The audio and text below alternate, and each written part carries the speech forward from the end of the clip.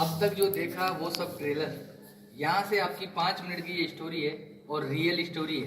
150 साल बाद ठाकुर जी यहाँ से ब्रिज वापस चले जाएंगे। आप अभी जहाँ पे खड़े हो, ये पहले सीहाड़ गांव था। नाथ द्वारा इनके आने से पड़ा। औरंगजेब का जब हमला हुआ, मथुरा वृंदावन गिरिराज जी वहाँ से ये पलायन करते करते इस गांव में आए। बीच में बहुत सारे गांव पड़े, किसी भी राजा ने इनको शरण नहीं दी क्योंकि सब औरंगजेब के अधीन हो गए थे। आपने बुक और पुस्तकों में पढ़ा है, मेवाड़ कभी किसी का गुलाम नहीं रहा है। यहाँ आते आते इस गांव में रथ का पहिया कीचड़ में फंस गया, ना तो आगे जाए ना पीछे जाए। ये है गंगाबाई जो श्री कृष्ण से रूबरू बात करती थी। पीछे हैं ब्रिजवासी, ये है पंडित दामोदर जी और ये मेवाड़ के राजा राज सिंह। यहाँ से 28 किलोमीटर दूर एकलिंग जी महादेव का मंदिर है। ये महादेव से डायरेक्ट बात करते थे, जैसे गंगाबाई श्री कृष्ण से बात करती थी वैसे ये महादेव से डायरेक्ट बात करते थे। जब इस गांव में रथ का पहिया कीचड़ में फंसा तो गंगाबाई ने श्री कृष्ण से पूछा, प्रभु क्या लीलाएं आपकी, ना तो रथ आगे जा रहा है ना पीछे जा रहा है। तो श्री कृष्ण जी ने पूछा, गंगाबाई ने पूछा श्री कृष्ण से, प्रभु क्या लीलाएं आपकी, ना तो रथ आगे जा रहा है ना पीछे जा रहा है। तो श्री कृष्ण जी ने जवाब दिया, मैं किसी के कारणवश यहाँ आया हूँ, यहाँ के राजा को बुलाया जाए और मेरे लिए मंदिर का निर्माण किया जाए।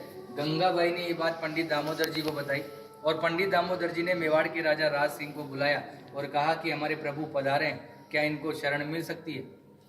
तो राजा राज सिंह ने जवाब दिया, मैं मेरे गुरु आराध्य से पूछता हूँ, अगर वो इजाजत देंगे तो मैं मंदिर का निर्माण करवाऊंगा। ये महादेव के पास गए और बोला, प्रभु आपके मित्र और सखा पधारे हैं, क्या इनको शरण मिल सकती है।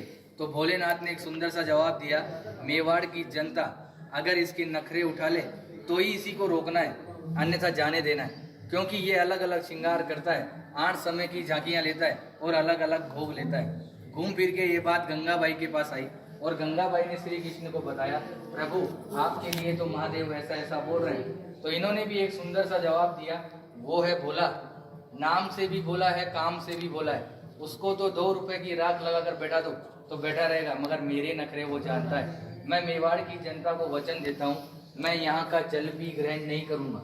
आज भी जल यमुना नदी से आता है, गौशाला में रखाया जाता है। गौशाला से गागर भर के ग्वालपाल सुबह मंदिर में 4 बजे लेकर जाते हैं। यमुना जल का जो प्रसाद बनता है वही ठाकुर जी ग्रहण करते हैं। आप लोगों का जो प्रसाद होता है वो बाहर दिखाकर बाहर ही बांट दिया जाता है।